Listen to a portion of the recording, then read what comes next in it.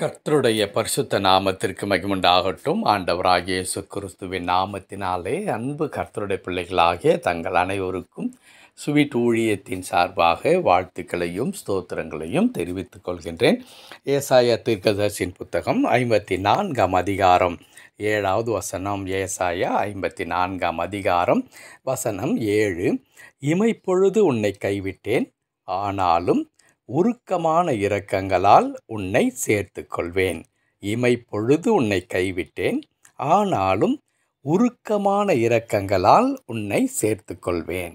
என் அன்பு கடவுளுடைய பிள்ளைகளே, இந்த வசனமானது நாம் ஒவ்வொருவரும் ஏதோ ஒரு சூழ்நிலையில் நாம் கடந்து வருகின்ற ஒரு வசனமாகத்தான் இது இருக்கிறது. ஏன் நமக்கு மாத்திரமல்ல, இயேசுவானவரும் இந்த அனுபவத்திற்குள் வருகிறார். சிலுவையை தொங்கிக் கொண்டிருக்கும் பொழுது இயேசு கேட்கின்றார், பிதாவே, தேவனே, தேவனே, ஏன் என்னை கைவிட்டீர் என்று கேட்கின்றார். ஆண்டவராகிய இயேசு கிறிஸ்துவை பிதாவானவர் கைவிட்டதின் ஒரு அனுபவத்தை அவர் கடந்து வருகின்றார். நம்முடைய எல்லா விதமான பாவங்களையும் அவர் தாமே ஏற்றுக்கொண்ட பிறகு பிதாவோடு இருந்ததான இந்த ஐக்கியம் துண்டிக்கப்படுகிறது. ஆண்டவரே, என்னை கைவிட்டு விட்டீரே என்று கதறுகின்ற ஒரு நிலைக்கு இயேசு கிறிஸ்து தள்ளப்படுகின்றார். அன்பு கடவுளுடைய பிள்ளைகளே, அவ்விதமாகத்தான் நீங்களும் நானும் கூட வாழ்க்கையில் ஏற்படுகிறதான பலவிதமான சூழ்நிலைகள் நம்ம இப்படிப்பட்ட உணர்வுக்குள்ளாக்குகிறது. ஒருவேளை கடவுள் என்னை கைவிட்டு விட்டாரோ, ஒருவேளை கடவுள் எனக்கு இரக்கம் செய்ய மறந்து விட்டாரோ, ஒருவேளை கடவுள் என்னை கைவிட்டது நிமித்தமாகத்தான் இப்படிப்பட்டதான பிரச்சனை எல்லாம் என் வாழ்க்கையில் வருகிறதோ, கடவுள் என் மீது இரக்கமாக அன்பாக இருந்திருப்பார், ஆனால் இப்படி எனக்கு பிரச்சனை வந்திருக்க வாய்ப்பே இல்லையே என்கிறதான உணர்வுகள், எண்ணங்கள் உண்டாகிறதை நாம் பார்க்கின்றோம். லாசரு கூட அவருடைய சகோதரிகளும் மற்றவர்களும் கேட்கிறார்கள், நீர் சிநேகித்தவன், நீர் சிநேகித்தவன் வியாதியாக இருக்கின்றார். ஒரு பெரிய கேள்வி. நான் கடவுளால் சிநேகிக்கப்படுகிற ஒரு மனிதன் தானே, கடவுள் என்னை அதிகமாய் நேசிக்கிறார். அப்படி இருக்கும் பொழுதும் எனக்கு அல்லது என் சகோதரனுக்கு ஏன் இந்த வியாதி வந்தது என்று லாசருவின் குடும்பத்தார் அங்கே பேதலித்து சொல்லுகின்றதான காரியத்தை பார்க்கிறோம். அன்பு கடவுளுடைய பிள்ளைகளே, ஒருவேளை நாம் அப்படி கடந்து வரும்பொழுது கடவுள் மனப்பூர்வமாக நம்மை கைவிடுகிற கடவுள் அல்லவே அல்ல. ஆனால் கைவிட்டதை போன்றதான உணர்வுகள் நமக்கு நிச்சயமாய் தோன்றுகிறது. அதை தான் இங்கே கடவுள் குறிப்பிடுகின்றார்.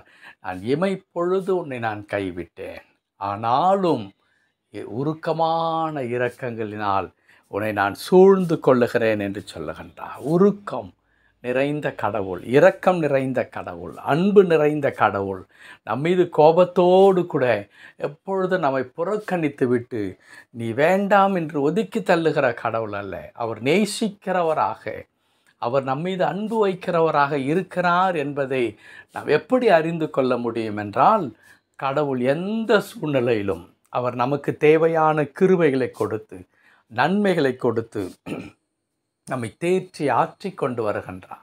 ஆகையினால் அன்பு கர்த்தருடைய பிள்ளைகளே, ஒருவேளை கடவுள் என்னை கைவிட்டு விட்டார் என்ற அப்படிப்பட்டதான ஒரு எண்ணத்திற்குள்ளாக நீங்கள் வரக்கூடியதான சூழ்நிலையை இன்றைக்கு நீங்கள் சந்தித்து கொண்டிருக்கிறார். என் வாழ்க்கை கடவுளால் கைவிடப்பட்டு விட்டது, என்னுடைய தேவைகள் இல்லவே இல்லை, கடவுள் என்னை கைவிட்டு விட்டார் என்று எண்ணுகிற மக்களாக நீங்கள் இருப்பீர்களானால், கர்த்தர் உங்களை அதிகமாய் நேசிக்கிறார் என்பது மட்டும்தான் உண்மை.